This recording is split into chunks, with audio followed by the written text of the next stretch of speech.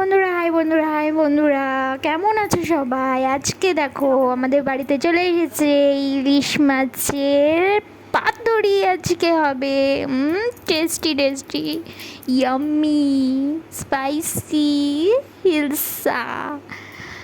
তো দেখো আমি লঙ্কা গুঁড়া লবণ দিয়ে মাখিয়ে তাকে ভালোভাবে পেস্ট সব মিশিয়ে মিক্সিং করে তাকে আমি কুমড়ো পাতা নিয়ে নিয়েছি। কুমড়ো পাতাটাকে আবার থেতো করে একটু নিয়ে নিয়েছি যাতে ভেঙে না যায়।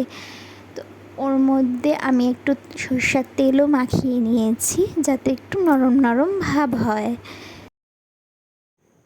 মোটামুটি আমাদের পাতাটাকে মাখানো হয়ে গেল সরষের তেল দিয়ে।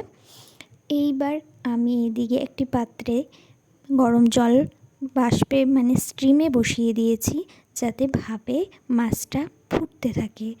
এইদিকে দেখো একটি পাতাতে নিয়ে নিয়েছি কুমড়ো পাতায়, যেটাকে আমি মাছটা ভালোভাবে সর্ষেটা মেখে তাকে সুতো দিয়ে 7 পাকে বেঁধে তাকে স্টিমে বসিয়ে দিয়েছি।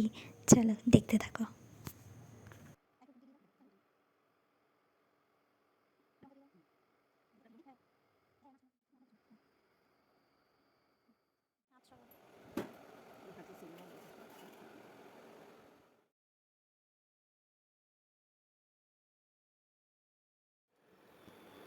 দেখো কতটা তেল দিব।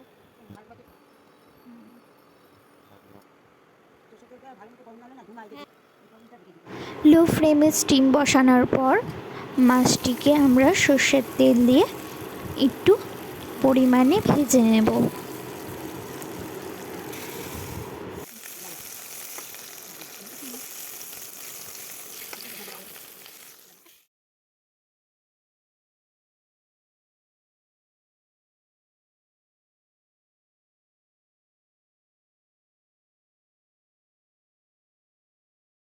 দেখো মাছটিকে ভেজে নিয়ে এবার খাওয়ার পালা।